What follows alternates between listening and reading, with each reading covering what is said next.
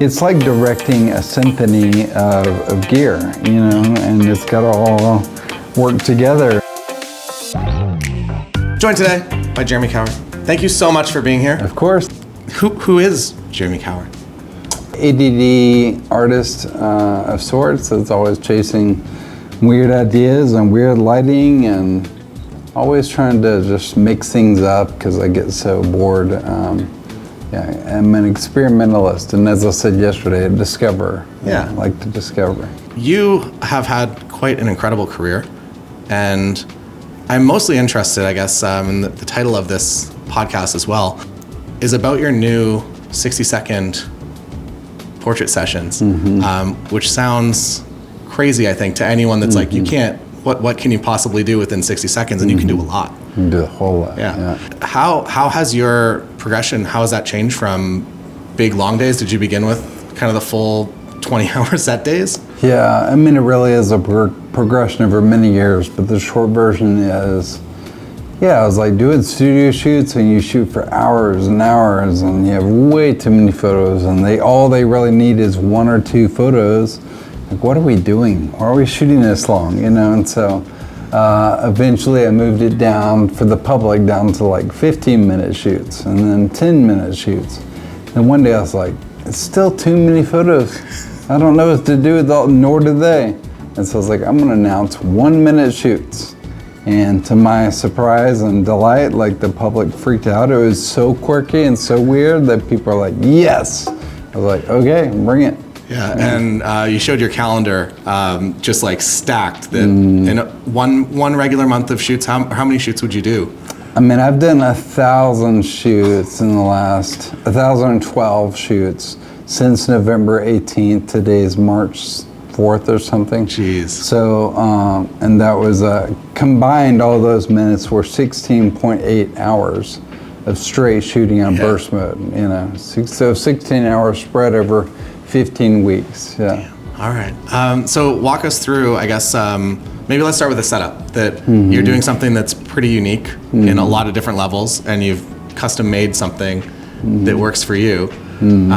What does that look like, and what was kind of the inspiration behind it? Yeah, years ago, I was shooting in the studio, and I'm, again, so ADD that I hate white studio seamless shoots. They're so boring. It's my nightmare. Yeah, I don't know what to do. I'm like literally falling asleep on the camera when I'm shooting on a white seamless, because I gotta have something happening in front of the camera. And I was like, wonder if I could like change the lighting as I shoot. And so at that time, nobody had done it, and I kind of called the gear manufacturers and had to hack into the remotes and figure out how to do it. It's done through remote triggering with Pocket Wizards, and so now when I shoot, I have currently 8, sometimes 9 lighting setups that change every photo. So as I'm shooting, I'm lighting you from here, and then here, and then straight ahead, and then under, and then behind you, back here, and then back here. Yeah, in burst mode. Yeah. And so as I'm shooting, my whole studio is going, like that, just around and around, and so it's on a loop. And then one day, years ago, I was like, man, I'm getting tired of a seamless background or a texture, Oliphant, like whatever that texture is. Like, okay, great, there's the texture, know. And so I was like, I'm gonna find a projector and project an image up there so I can control with a click of a button what's behind the subject. And so I did that for a long time. And then one day I was like, but I want more images. And so then I started going and pulling from my own stock library and like, building a little library. So I'd shoot and then click, change the background, shoot, click, shoot, click. And then one day I was like, why am I doing that? Why don't I just make a movie of images that I can just click once and it just plays and the backgrounds change and the lighting changes and everything is changing for every single photo. And then there's a whole art in figuring out what images look good as a backdrop, because most don't. You think, oh, you can project anything. Well, most anything looks awful. And so it's taken me years to really hone in like what works. And then there's the art of actually making the projection look good, because it doesn't look good most of the time. It's really hard. And so, and then balancing the light from the projector with the light from your strobes, and so it gets really complicated quickly. can imagine. Yeah.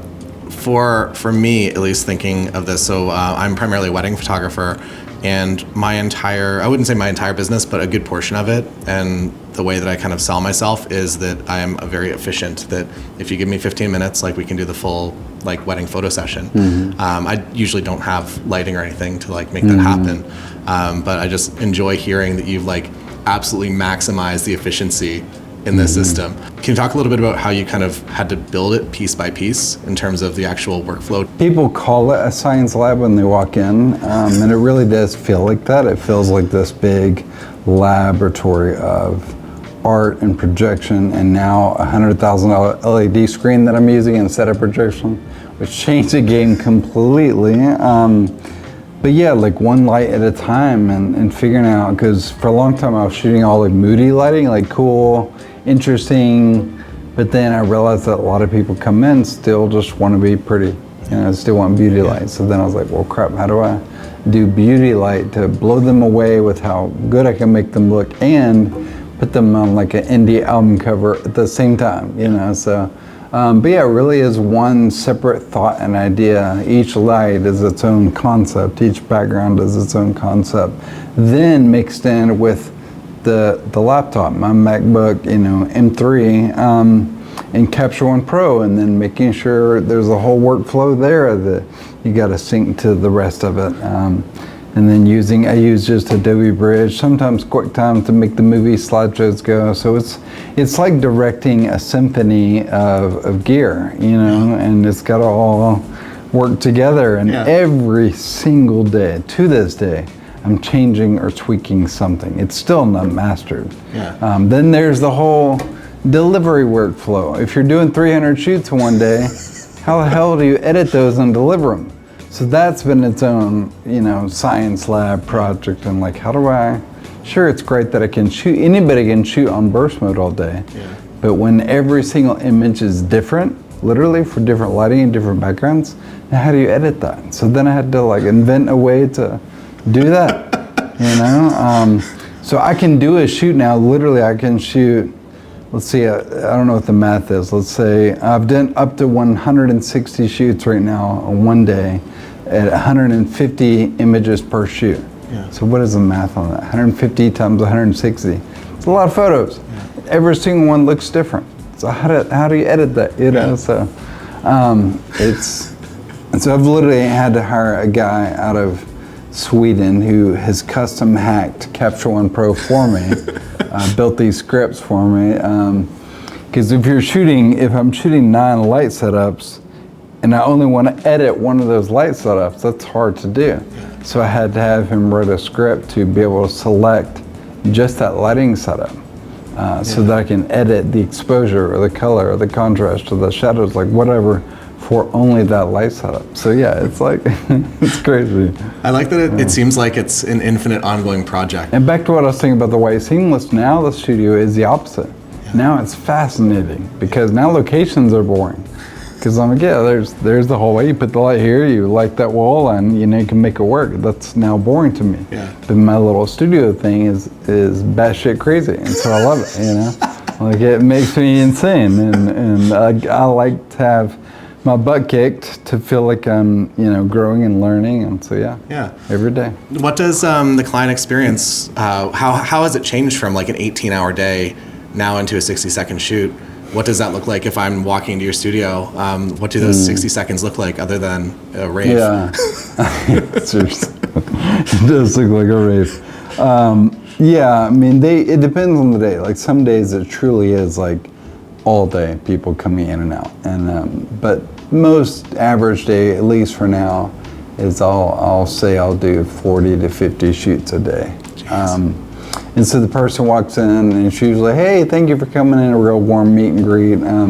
How'd you find me? Where'd you come in from? And I'm blown away right now already that people are literally flying in from around the country for 1 minute. 1 minute. It's pretty incredible. It's crazy. I'm like deeply honored and shocked, and I think they're great. I'm like, I'm not worth that. You don't need to fly in for me, but it's really sweet. And so anyway, we talked for a minute. And I'm like, all right, come over here and stand in your spot. And I did have it to where I would send them a video pre-directing them so they could literally walk in and be good to go. Okay. But right now I have the video paused. I'm going to get back to that because I need to make a better video, which is a whole other thing. How do you direct a person in 1 minute? That's what I'm curious about. Yeah, and so right now I give them a pretty, like I have them start, profile, and then I'll shoot like there for a few seconds, turn your head this way, and then they'll be looking here, the camera's there, they'll be looking here, and then I'll be like, look down, play with their hair, fidget with, like hands in the frame, always do cool stuff. So I have them play with their hands and like smile while you're doing that. So then they'll smile. I'm like, all right, just for a second, look at the camera and give me a good grin. Just give them the boring, basic smiling headshot that I know everybody wants, that I never like. And then I just keep having them move around. Usually I have them like look up and close their eyes because that's always like a powerful moment, just have our eyes closed. And then I usually say, what else do you want to do? And let them goof off for a minute or do whatever they want. But the problem with that approach that I, once again get bored by is that every shoot ends up looking the same. And so I'm going to do a new video that is a different approach and really directs them on the difference between a portrait and a headshot. Because headshots to me are just crap. Like I can't do headshot. I'm not a headshot guy. But portraits to me is really art. It's something that you want to look at 30, 40 years from now. You want to remember that moment in your life. And that's what I'm trying to document for people, is to get a real story told in the picture. And how do we I want to capture them, not who they are, what they do for a living, but who are you today? What kind of mood are you in? What are you going through in your life? Whether it's a divorce or loss of a loved one, like anything. Like I want to capture right then and there who you are. And that's hard to do in a minute, but I know it's possible. And so anyway, the next video will be kind of getting them to that place. What advice would you have to yourself if you were 16, 17, looking at this as a possible career path? Yeah, it's hard to separate the context of today from that question with the threat of AI and all this other stuff. But out of context, just in general,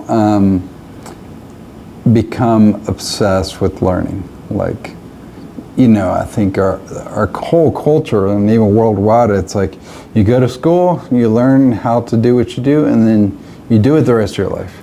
And there's this hidden message that says you stop learning. No need to keep learning. You learn that in college. And that's a really terrible way of thinking about things. Like I'm now learning at a faster pace than I've ever learned before. And I'm way better for it. And I'm way more inspired, and I'm way more like driven, because the more I learn, like we're essentially like a carpenter. And if you give a carpenter a hammer and a piece of wood and nails, he can do some stuff. But if you give him, the tools get bigger and bigger, he eventually gets a bulldozer, he eventually gets a freaking crane or something, like he can build a lot. And so I look at myself as a carpenter, and I'm like, okay, I've got a really good basic skill in creating. And the more tools that add to that, the crazier stuff I can do. And so I'm just obsessed with learning. And so if you're 16 out there, like 17, 18, like learn, study everything. Don't ever tell yourself that's too hard for me to do. I'm not smart enough, because that was my internal voice, hardcore, like my whole life. I can't do that. I'm too dumb. I didn't make good grades in school. So I just thought I was a dumbass, and then learned that wasn't true. Well, it is on a lot of fronts, but like now I'm technically extremely proficient, now, but I never would have dreamed that was possible. And so like your passion will push you through the learning curves. If you love it, then just get over all the internal voices of I can't do that, and just keep learning. Nice. And learning and doing, learn and do, and put the shit out there. No matter how bad it is, just put it out there, and you'll keep growing, and opportunities will keep coming. Amazing. Where can people go to find out more about you? Yeah, jeremycowart.com, at Jeremy Cowart on all the socials and whatever. So yeah. Thanks for joining me today. Of course, thank you. Thanks, Dave. I'm on it.